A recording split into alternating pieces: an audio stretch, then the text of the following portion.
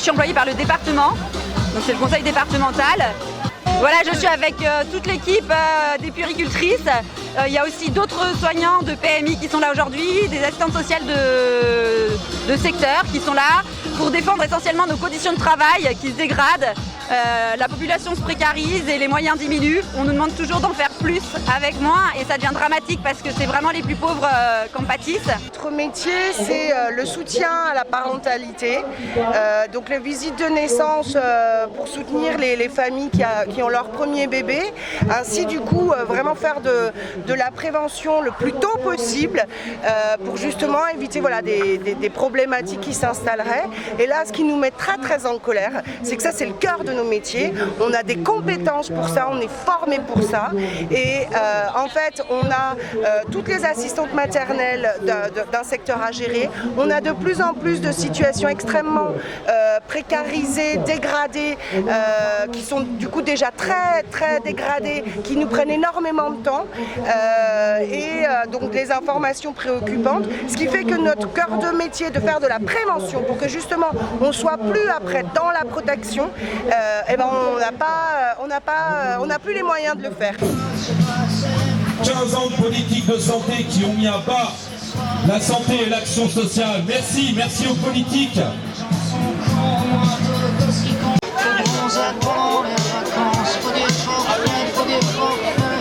Nous, en fait, on travaille pour la petite enfance et on sait très bien que 1 euro investi dans la petite enfance, c'est $1, c'est $7 récupérés plus tard. Ça, c'est un prix Nobel américain qui l'a dit.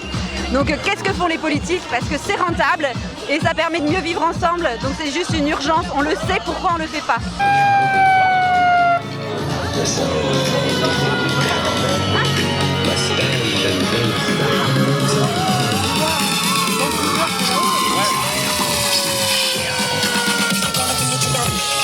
Nous, sur Aix-les-Bains, on a été pendant des années 6 puéricultrices et pas à temps plein, alors qu'au niveau des chiffres, c'est pas nous qui le disons, hein, vu les statistiques de naissance, d'assistantes maternelles, d'informations préoccupantes, il faudrait qu'on soit au moins une puéricultrice à temps plein de plus depuis 10 ans. Et du coup, ça a accumulé énormément de souffrance, énormément de charge mentale.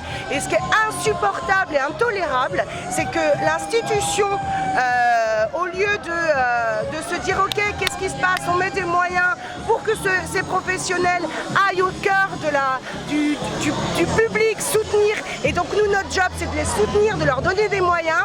Et bien sans arrêt, en fait, voilà, bah là, du coup, on nous dit peut-être on va pas vous donner le Ségur. Et en fait, on nous remet en question parce que peut-être on gère pas bien, peut-être qu'il faut aussi, peut-être là. Alors que concrètement, il manque de moyens. Et c'est ce qu'on crie, prendre soin de l'humain, prendre soin des bébés. C'est notre job, c'est notre cœur de métier, on y croit.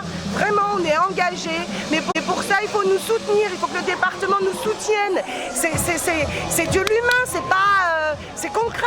Quand on va voir une maman toute seule avec notre petite balance dans une maison, voilà, dans un appartement, c'est une femme qu'on rencontre, une femme, une sensibilité, un bébé.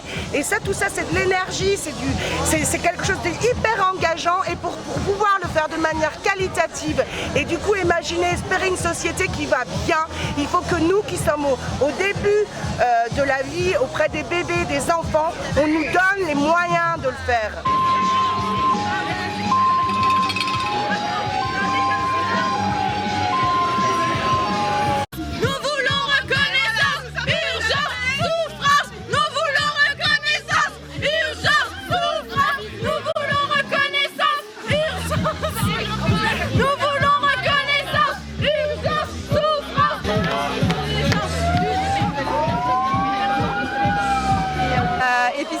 C'est de donner un peu plus de moyens humains aussi pour qu'on puisse bien travailler, que ce soit à l'hôpital ou en PMI ou dans le service social.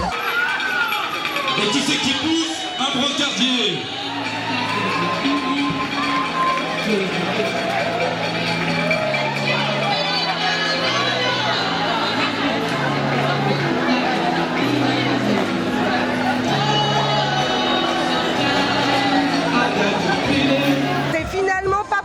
Soin d'une société, pas prendre soin Et on le sait, les études le montrent, c'est pas dans nos têtes, les neurosciences le montrent.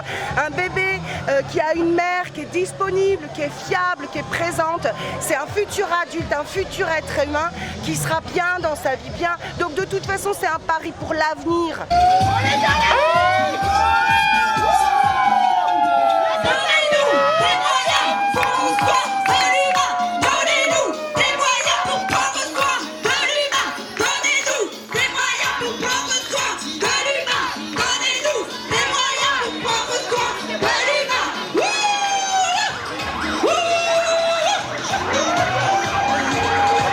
Notre cœur de métier, c'est d'accompagner les patients, les familles pour les sorties d'hospitalisation.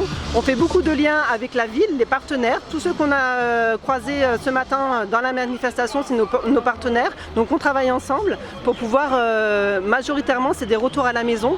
Donc que les patients retournent dans des bonnes conditions à la maison. On est aussi sur des ouvertures de droits pour les patients, sur être sûr qu'ils ont leurs droits pour pouvoir accéder aux soins.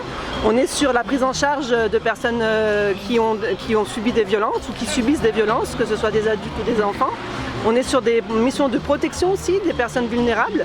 Donc on a diverses cordes à notre arc et du coup on a multiples missions.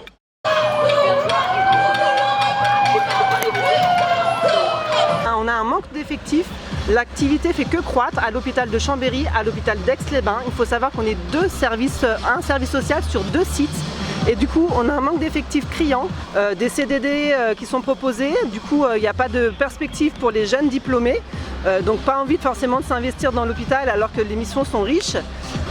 On a des difficultés aussi, alors c'est le monde du social, vu que les partenaires sont eux-mêmes aussi en difficulté, du coup nous ça a un impact sur notre prise en charge pour les patients. Et donc du coup ce manque de moyens humains dans tous les secteurs du social se ressent à l'hôpital. Et nous l'effectif social n'est pas complet. Les revendications nationales au niveau salarial aussi, parce qu'on fait partie des soignants, du personnel soignant. Et en local aussi, du coup, de voir avec la direction pour qu'ils puissent aussi augmenter nos effectifs, pérenniser des postes et pouvoir être entendus et considérés.